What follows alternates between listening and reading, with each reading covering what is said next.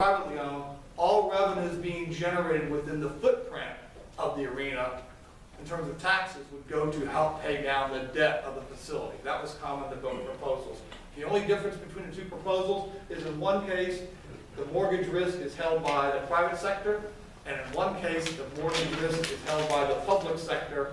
The real question is going to be, is the public infrastructure and its cost make the business deal worth doing? Because my view is, unless the deal generates positive cash flow to the general unrestricted fund that helps us pay for officers and teachers and all the things that we consume, why are we doing a deal to break even? And why are we, I mean, it doesn't make any sense. So we won't really know until 8 July whether the business case, because the public infrastructure makes the deal worth. If it comes back and takes $150 billion of public infrastructure to get a $200 million arena, that might not be such a good deal. But I'm going to remain open-minded until all the paperwork comes in and I can look at the details. But that's where we stand. That's a short one. Sir, just on funding, I'm running for school board, so I'm going to mix the two up. Please. What are your thoughts? You mentioned that school board is actually more conservative fiscally, and that they make wiser decisions to shrink the budget. Personally, I think there's a the dichotomy between a needs-based and a funding formula. And what's your thoughts on the two? And do you think that the needs-based would actually work, and would we become less conservative if we went to that model vice the funding formula, which forces you to operate within a certain constraint, which is the reason why they were fiscally conservative? I just want to see your thoughts on that. Well, I support a requirements-based budget and have and always will. I think a formula budget is a nice way of saying an entitlement budget. When times are good, you overspend, and when times are bad or tight like they are today, you're underspending. Okay. I think that's the nature of the beast. I would give a lot of the credit, and I've done this before, of the tough-nosed walk paper to Bill Brunke. Does a superb job. And I think he understands and looks at things as you would look at your own money in your own business. I do think at the same time the school board, because what it does is a formula says that the city stuff never has to compete with schools. So you have to ask yourself, is we do have some schools that need, I think, faster recapitalization. Now, do I think we can do a better job on cost? I do believe that's true. But we do have some schools, but those are falling behind other things that we're doing on the city side. And I think if you ask the people their choice, would you rather have a renovated First Colonial or a new Princess Anne, or my big pitch is a new workforce development Votech Center, or whatever you want to call it, that both adults and students could use that reflects the new demands of our economy. I think that would be at the top of my list. In fact, Dr. Cook, when he did his forecast last year, made a comment that the localities of the region would get a bigger return on the investment from investing in STEM internships and that type of education than they would investing in arenas and other types of public entertainment facilities. So I think we were under-investing in non-college bound education in our school system. I repeatedly said that. So I think that in that case, that discussion never takes place, and it puts you in a position of what? Having to ask for tax increases. That's not your job. So I think I'm not in favor of that, but I do think the school board, they've moved money around and looked at choices because I think they should be asked to do that. I also would give the school board their money lump sum versus in categories to give them more flexibility to get their job done. We don't give it to department heads by category. So I would, they got a big job to do. So that would be my answer. I think we do need to be making some additional investments. That doesn't necessarily mean that I would always say that salaries would be that answer. I think, but the school board has their job to do. I would be talking as a parent in that regard versus a school board member, a city council member. But I'm in favor of requirements-based budgeting and on the city side too, but we don't tend to do that very much on that side either. We basically do what I call current conservatives add to the base, never reduce the base budgeting. And so like families live on declining incomes, government never does. Thank you. That's my assessment. Question? I'll read. Councilman Moss, on July 1st, a all-appointed regional transportation authority is empowered to take ownership of all of our roads and public transportation infrastructure in every member city within the region of 14 districts that make up Planning District 21. Since 2003, I have tried to work with the General Assembly to change the way in which regional decisions are made by all appointed bodies, to have accountability to our local elected boards of supervisors and city council.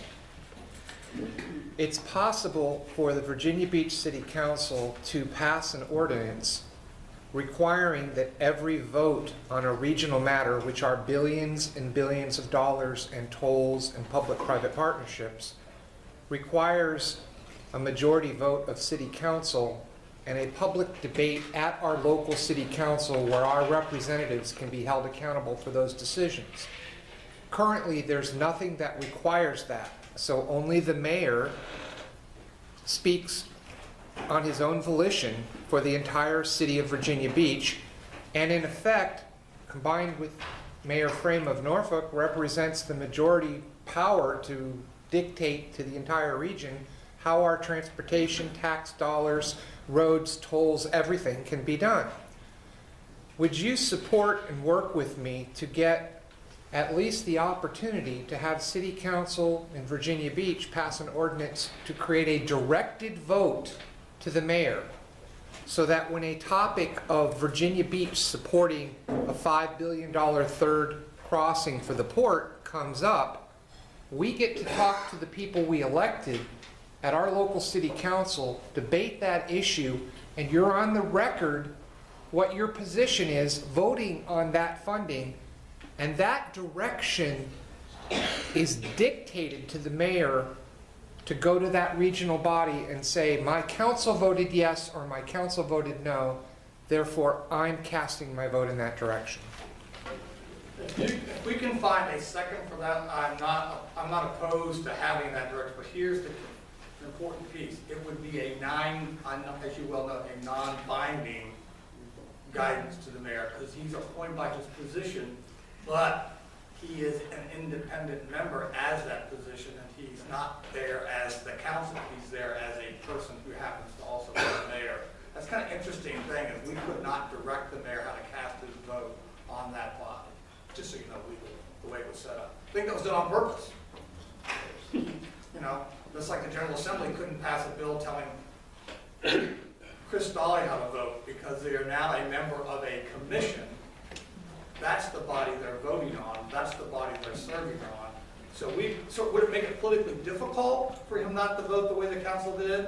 Yes. I'm just trying to make it clear is that the council as a body would not be able to provide binding direction to the mayor. But I think it would certainly make it very difficult for him to go there, or anyone to go there, be it he or she, or some future mayor, because it won't always be Will Sussman. But whoever the mayor is, will be very difficult to ignore that. What you just need to understand is that we wouldn't be, that would not be binding. It would be like a Senate sense of resolution of the Senate or of the council more than it would be direction he had to follow. Well, let me, as a follow-up, say that the Senate Bill 513 that created this all-appointed authority left the definition of the bylaws on how voting is done by the regional authority up to the authority.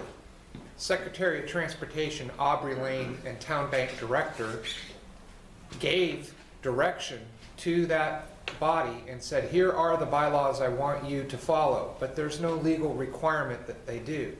I've tried to participate in effecting a change for those bylaws, and it's not being entertained because, of course, the body isn't stood up.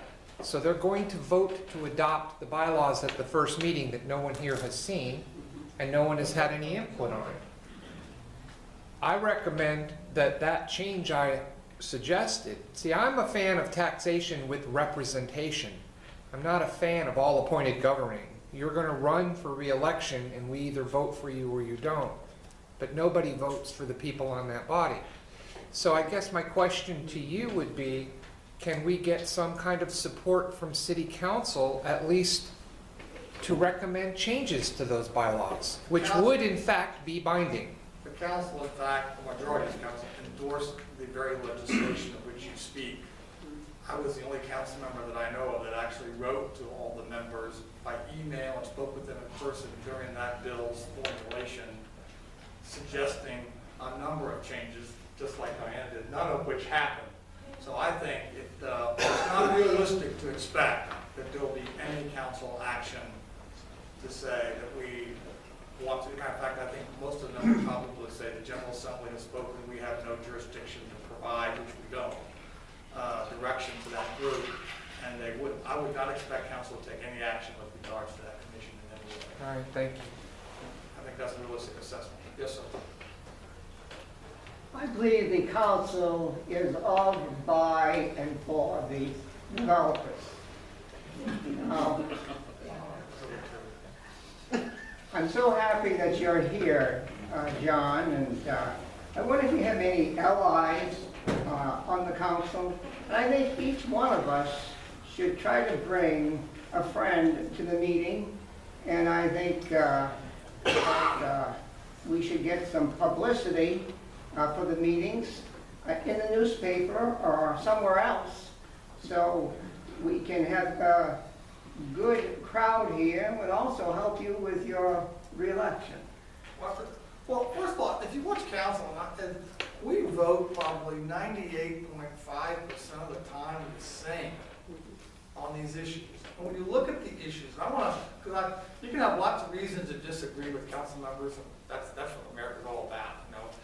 And but you got things like giving people, I don't know how many daycare center things we approve every week, additional rezonings for daycare centers, or someone wants an easement variance on their property, or there's just a lot of, you know, mundane, regular things that come before us, or people who want their employment rights restored because they had a misstep in their youth and they want to work in the pawn business, and the only people that can give them relief from the rule that they can't get a license to work in a pawn shop is the city council, and that's where they come. So there's a lot of what I would call mundane stuff, important stuff, and we do that very well. So let's talk about some issues where there hasn't been unanimity, and that just talks about what the differences are. And I wouldn't say categorically that all council members are just all pro-development. There's lots of examples, but I think that they have a different view on the role of government, and that drives their perspective on how they vote, rather than saying it's a developer. I'll talk about it in just a minute. The first budget, which Bobby Dyer, Bill DeSteff, and I didn't vote for. We offered an alternative budget. That's the one with the 6 cents tax increase. Originally, that was all for schools, and then at the very end, they said, oh no, let's change that 4 cents for schools, 2 cents for transportation, which in large part is why the school board had a $12 million sustained revenue shortfall, which they made up with one-time money, which we carry over next year, because that 2 cents would have closed that gap, but at the end, they got one-time money. So things kind of changed at the end when people had other ideas. So that was a difference of opinion. It was about whether or not a tax increase was necessary, and whether or not we could responsibly reduce the growth rate of number of positions with the city. So there's a philosophical difference that the city always comes first, and citizens come second when it comes time to redistribute revenue. So that's a philosophical difference, and it really showed up in terms of where people see, is government in a better position to economize than families who are under pressure. The following budget cycle didn't work out as well as we would like. Bill and I went in with, like I told people at my town hall meeting, we went in with a pair of twos. You know, that's not very much to play poker, but we got a better deal. We didn't get all that we wanted. We got some changes. We got some real estate tax reduction. Believe me, the bureaucracy would have loved it. The city manager would have loved to have that 2 cents. That's about $10 million. He didn't have it. You people would have preferred not to get the garbage fee increase. That was coming incrementally anyway. So we got the best we could get out of that, but I know that's still a sore spot. But at least there's some relationship between the service that you get and the real cost. So that's something, I'll talk about that later. And then we came to the current budget cycle. I voted for the budget with the exception of the 8.1% increase in the personal property tax rate increase. There was no need out of a $2 billion budget to go out and ask the public for another $4.9 million. Give me a break. We couldn't find $4.9 million. We could, they didn't want to. So there's a difference. So there's a difference of a vote. I'll pick one more that kind of gives an example, because there's few. Cavalier Hotel. Bobby Dyer are the only two that voted against the Cavalier Hotel deal. Bill DeStefano at the time abstained because he and Curtis Colgate were one of the bidders as a proposal, so he couldn't vote. But there was no justification for giving $18.5 million to Bruce Thompson to save the Cavalier. The public is getting absolutely nothing out of that relative to the rate of return and the opportunity cost of that $18.5 million. What could we have done with that? Oh, we could have put those cameras on the ocean front. We could have bought the radios and breathing apparatuses for the firefighters. All that could have been done for less than $18.5 million. But did we talk about that at the time we made that expense? No, because that would get in the way. We're setting the wrong priorities for the limited dollars that we have. So there are some differences on priorities among the council members. But I wouldn't go to say that all the council members are in the pocket of developers. I think there is a philosophical view about what the role of government is. I just happen to have a more capitalistic view than some of my contemporaries, and I think that expresses itself in the policies that you see. Can we hear that from you? Yes, sir.